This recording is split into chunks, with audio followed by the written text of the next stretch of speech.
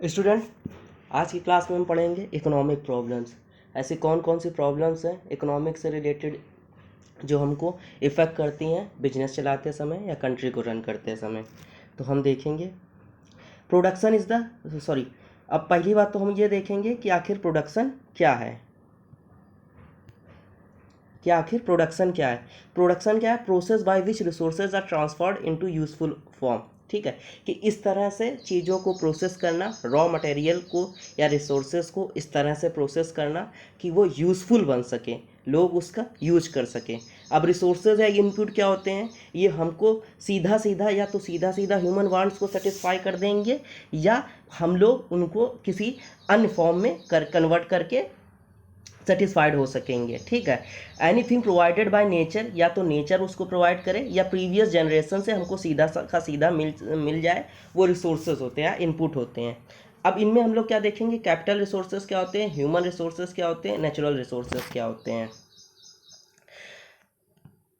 Capital resources क्या होते हैं? पैसे से रिलेटेड जितनी भी चीज़ें वर्थ करती हैं, मनी से रिलेटेड होती हैं, सब कैपिटल रिसोर्सेज होती हैं। क्योंकि किसी भी बिजनेस को स्टार्ट करते समय हमको खूब मनी की ज़रूरत पड़ती है, जिससे मशीनरी आता है, इनिशियल इन्वेस्टमेंट होता है। दूसरा क्या? Human resources.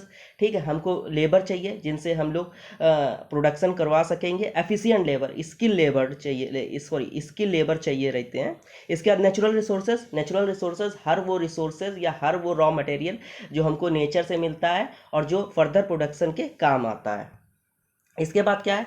तीन ऐसे बेसिक क्वेश्चंस होते हैं जो किसी भी इकोनॉमी के सामने होते हैं कि आखिर उनको क्या करना चाहिए और क्या अवॉइड करना चाहिए। What will be produced, how will it be produced, who will get what is produced. ठीक है, कि व्हाट विल बी प्रोड्यूस्ड, कि हमें आखिर क्या प्रोड्यूस करना है। पहले क्वेश्चन तो यही है। दूसरा क्वेश्चन क्या? हाउ विल बी प्रोड्यूस्ड, ये कैसे प्रोड्यूस करा जाएगा। तीसरा क्या? Who will get what is produced. ठीक है, किसको मिलेगा जो प्रोड्यूस हुआ हो। ठीक है, इसके बाद क्या होता है? रिसोर्सेज होते हैं, एलोकेशन ऑफ रिसोर्सेज होता है कि लोगों के बीच रिसोर्सेज को एलोकेट करा जाता है, बांटा जाता है फर्म्स को। इसके बाद यह इसका डिस्ट्रीब्यूशन आउटपुट का किसके होता है? हाउस होल्ड सेक्टर को होता है। जो इंडिविजुअल लेवल होता है उनमें डिस्ट्रीब्यूशन होता है। इसके बाद पीछे आते हैं हम देखेंगे व्हाट विल बी प्रोड्यूस। ठीक है, व्हाट विल बी प्रोड्यूस में हम देखेंगे आखिर हमें किस चीज़ का प्रोडक्शन करना है, ऐसे कौन से गुड्स करने हैं कि जो हमें रिच लेवल का करना है कि पुअर लेवल का करना है, कि किस तरह से लग्जरी आइटम बनाने हैं कि पुअर लोगों के लिए बनाने हैं। हाउ विल इट प्रोड्यूस, ठीक है, वो किस तरह से प्रोड्यूस होगा। लेबर इंटेंसिव टेक्निक लगेगी कि कैपिटल इंटेंसिव लगेगी। लेबर इंटेंसिव लगेगी तो उससे एम्प्लॉयमेंट जनरेट होगा। अगर कैपिटल इंटेंसिव लगेगी तो उससे एक्सपेंसेस तो बढ़ जाएंगे लेकिन चीज़ों की कॉस्ट कम हो जाएगी। ये सब डिसाइड ये इकोनॉमिक प्रॉब्लम्स के थ्रू होती है। Who will get what is produce, आखिर किसको मिलेगा जो प्रोड्यूस होगा। रिचर सोसाइटी के लिए जाता है कि पुअर सेक्शन ऑफ सोसाइटी के लिए जाता है। इसके बाद हमने देखेंगे specialisation, exchange and comparative advantage. ठीक है, कि स्पेशलाइज्ड होने से हम लोगों को क्या क्या एडवांटेज मिलते हैं। डेविड रिकॉर्डो हुए थे, उन्होंने थ्योरी ऑफ कंपैरेटिव एडवांटेज दी थी। आगे हम लोग एग्जांपल के थ्रू देखेंगे। स्पेशलाइजेशन का कॉन्सेप्ट दिया था, फ्री ट्रेड का कॉन्सेप्ट दिया था। इसका क्या होता है? Opportunity cost. अपॉर्चुनिटी कॉस्ट क्या होती है कि जब हम किसी एक चीज़ को सिलेक्ट कर लेते हैं और किसी दूसरी चीज़ को सिलेक्ट ना कर पाएँ तो जो हम लोग कॉस्ट को खोते हैं या जो रेवेन्यू को खोते हैं उसी को अपॉर्चुनिटी कॉस्ट कहते हैं। जैसे मान लेते हैं कि हमारे पास एक खेत है तो उसमें या तो हम गेहूँ बोएंगे या तो उसमें चावल बोएंगे। अगर गेहूँ बोते हैं तो हम लोग फॉरगो कर रहे हैं अपॉर्चुनिटी किसकी? चावल की। अगर चावल बो रहे हैं तो गेहूँ की फॉरगो कर रहे हैं। इसके बाद क्या है? थ्योरी ऑफ कम्पिटिटिव एडवांटेज, कि आखिर कंपटीशन के थ्रू जो एडवांटेज मिलता है कि किस तरह से ट्रेडिंग पार्टीज को बेनिफिट मिलता है, प्रोड्यूसर को किस तरह से बेनिफिट मिलता है। अब देखेंगे एब्सोल्यूट एडवांटेज। इसमें दो कंडीशंस दी गई। कंट्री ए है जिसको फूड में 6 प्रोडक्शन हो रहा है, क्लोथिंग में 3 हो रहा है। कंट्री बी है, इसमें एक में 1, फूड में 1 हो रहा है, क्लोथिंग में 2 हो रहा है। सबसे पहले हम देखेंगे कंट्री ए को, ये एब्सोल्यूट एडवांटेज कर रहा है। क्यों? क्योंकि वो फूड में भी ज़्यादा प्रोडक्शन कर रहा है, क्लोथिंग में भी ज़्यादा प्रोडक्शन कर ले रहा है। किसके कंपैरिजन में? कंट्री बी के कंपैरिजन में। लेकिन जब हम कंट्री ए को देखेंगे तो वो क्या कर रहे हैं? कंपैरेटिव एडवांटेज कर रहा है। किसमें कर रहा है? वो क्या बोलते हैं कि उसके कंपैरेटिव एडवांटेज वो क्लोथ की तुलना फूड की तुलना में क्लोथ को ज़्यादा प्रोडक्शन कर ले रहा है। इसलिए हम देखेंगे कि कंट्री ए का क्या है, एब्सोल्यूट एडवांटेज है, क्योंकि उसका दोनों चीज़ों में एक ही दिन में वो ज़्यादा प्रोडक्शन कर रहा है, जबकि कंट्री बी क्या है, वो फूड में कम प्रोडक्शन कर रहा है, क्लोथिंग में ज़्यादा कर रहा है। इसलिए नॉर्मल सेंस में हम कह सकते हैं कि एब्सोल्यूट एडवांटेज वो होता है जिसमें हम लोग प्रॉपर हाइयर प्रोडक्शन कर पाते हैं। लेकिन वही कंपैरेटिव एडवांटेज में होता है जब हम विद इन कंट्री देखते हैं कि किस चीज़ का प्रोडक्शन ज़्यादा हो रहा है, हम उसको एक्सपोर्ट करना शुरू करते हैं या उसको प्रोडक्शन शुरू करते हैं। इसके बाद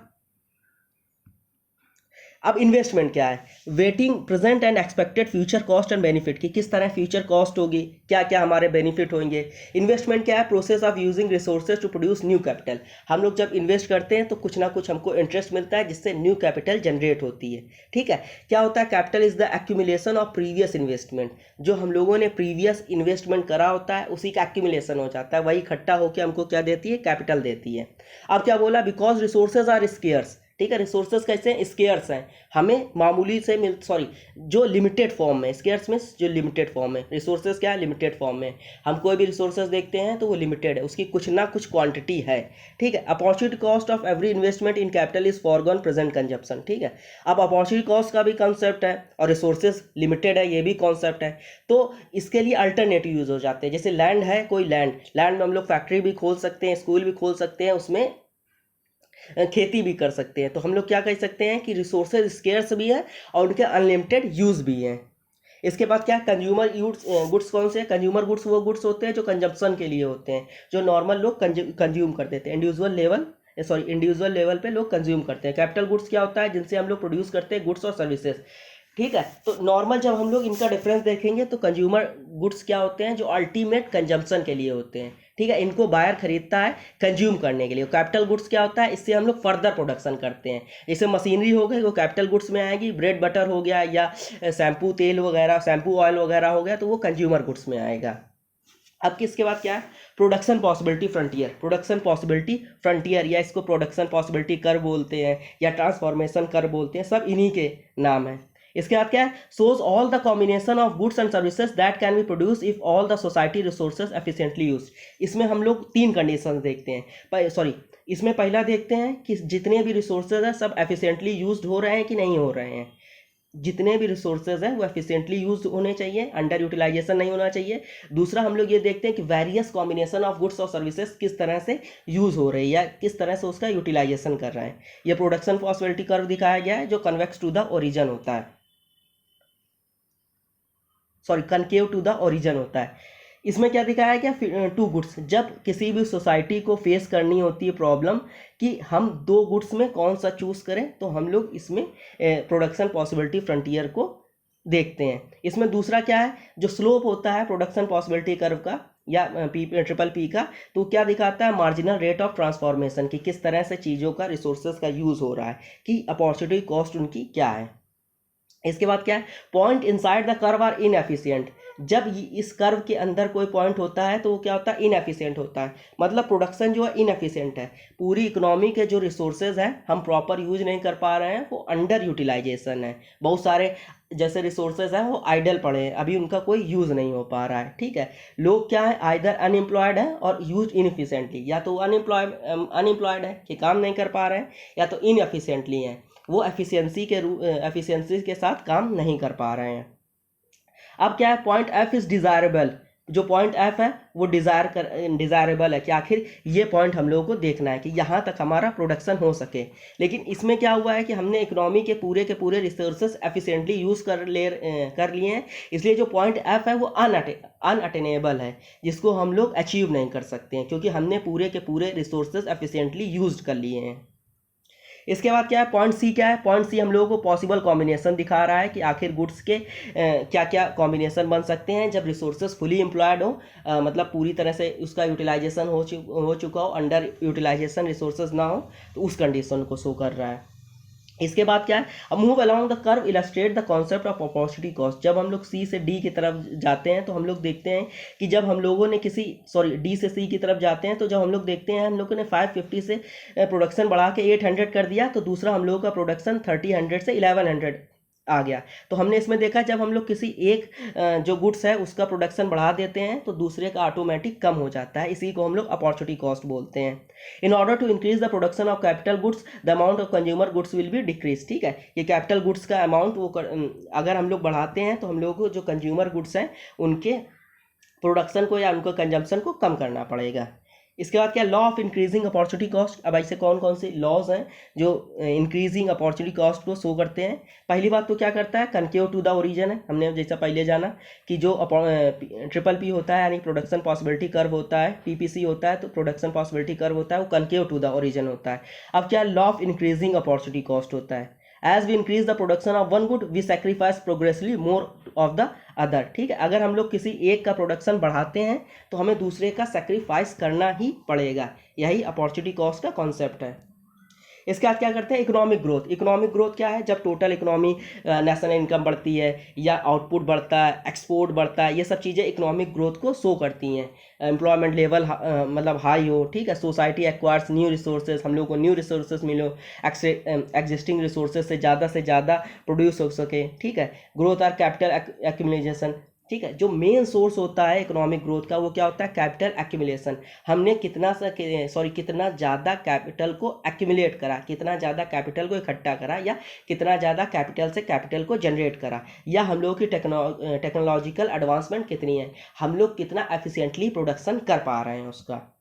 इसके बाद क्या है, outward shift of the curve represent economic growth. जब ये कर्व हम लोगों को इस तरफ में शो करता है कि ये इस तरफ मूव कर रहा है तो हम लोग ये देखेंगे इकोनॉमिक ग्रोथ हो रही है, क्योंकि हम लोग अब अंडर यूटिलाइजेशन से फुली यूटिलाइजेशन की तरफ बढ़ रहे हैं।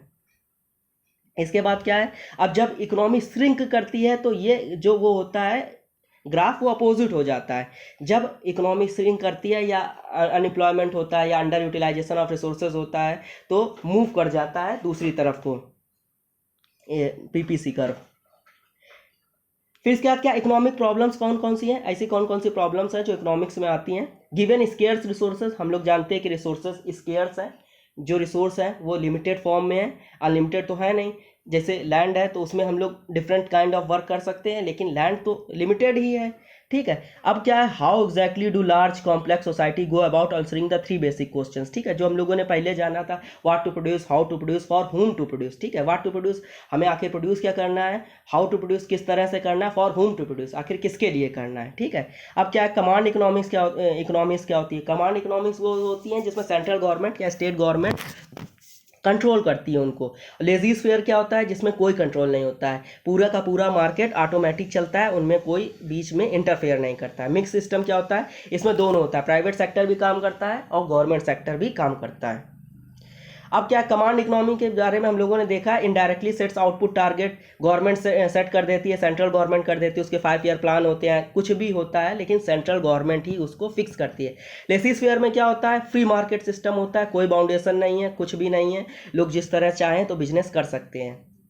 मार्केट क्या होता है, इंस्टीट्यूशंस होते हैं जो इंटरेक्ट करते हैं, इंगेज करते हैं एक्सचेंज में, जहां हम लोग सेल परचेज कर सकें, चाहे वो वर्चुअल मार्केट हो चाहे मतलब ये रियल मार्केट हो, दोनों में ही हम लोग क्या कर सकते हैं, सेल परचेज कर सकते हैं।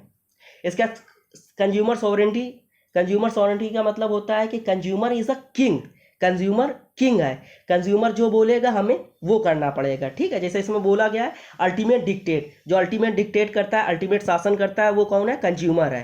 कंज्यूमर ही चूज करेगा कि किसका आगे प्रोडक्शन होगा और किसका नहीं होगा। कंज्यूमर जिसकी ज़्यादा डिमांड करेगा वो ज़्यादा प्रोड्यूस होगा, जिसकी नहीं करेगा वो नहीं होगा। फ्री इंटरप्राइज क्या है, फ्री मार्केट सिस्टम होता है जिसमें ऑर्गेनाइज कोऑर्डिनेट प्रोडक्ट और सर्विसेज किसके थ्रू होती हैं, इंडिविजुअल प्रोड्यूसर्स करता है, गवर्नमेंट का कोई भी इंटरफेरेंस नहीं होता है।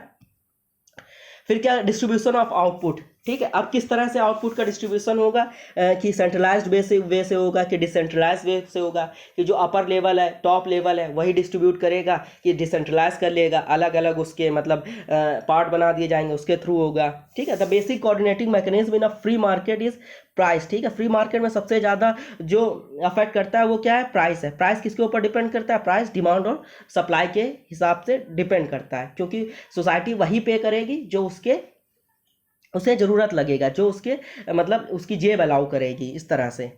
इसके बाद mix system, market and government. Mix system का तो हम लोग जाने हैं जिसमें दोनों चीज़ होती हैं, प्राइवेट प्लेयर भी होते हैं, गवर्नमेंट प्लेयर भी होते हैं, दोनों मतलब मिल के काम करते हैं। जैसे भारत जो इंडिया है वो मिक्स है, यहाँ पे प्राइवेट हॉस्पिटल मिलेंगे, प्राइवेट हॉस्पिटल मिलेंगे, गवर्नमेंट हॉस्पिटल मिलेंगे, प्राइवेट स्कूल मिलेंगे और गवर्नमेंट स्कूल भी मिलेंगे, ठीक है। Market are not perfect, market perfect नहीं है, सरकार को इंटरफेयर करना ही पड़ता है, इसलिए गवर्नमेंट क्या करता है, मेजर रोल प्ले करती है, मिनिमाइज मार्केट इनएफिशिएंसीज। कहीं कहीं मार्केट क्या करता है कि डूबने की कगार पे होता है, अब चीज़ें बहुत ज़्यादा जनरल प्राइस लेवल हाई चला जाता है, तो इसमें गवर्नमेंट इंटरफेयर करती है, गवर्नमेंट इसको एक तरह से रिसेटल करती है, रिस्टोर करती है। प्रोवाइड पब्लिक गुड्स, ऐसे बहुत सारे गुड्स हैं जो पब्लिक को फ्री ऑफ कॉस्ट प्रोवाइड करने चाहिए, वो सब प्रोवाइड कराता है। रीडिस्ट्रीब्यूट इनकम, अब रीडिस्ट्रीब्यूट इनकम का जो कॉन्सेप्ट है उसमें हम लोग ये कह सकते हैं जो अमीर लोग होते हैं उनमें ज़्यादा टैक्स लगता है, गरीब लोगों को कम देना पड़ता है, और वो एग्जेम्प्ट भी होते हैं, तो इससे क्या होता है, इनकम रीडिस्ट्रीब्यूट होती है। Stabilise the macro economy, macro economy को स्टेबलाइज करता है ताकि उसमें फ्लक्चुएसन ना आए, ठीक है, डिप्रेशन वगैरह ना आए। लो लेवल्स ऑफ अनएम्प्लॉयमेंट, ठीक है,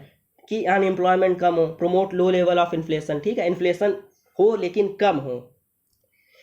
इसके बाद थैंक यू, आज के लेक्चर में इतना ही, मिलते हैं अगले लेक्चर में।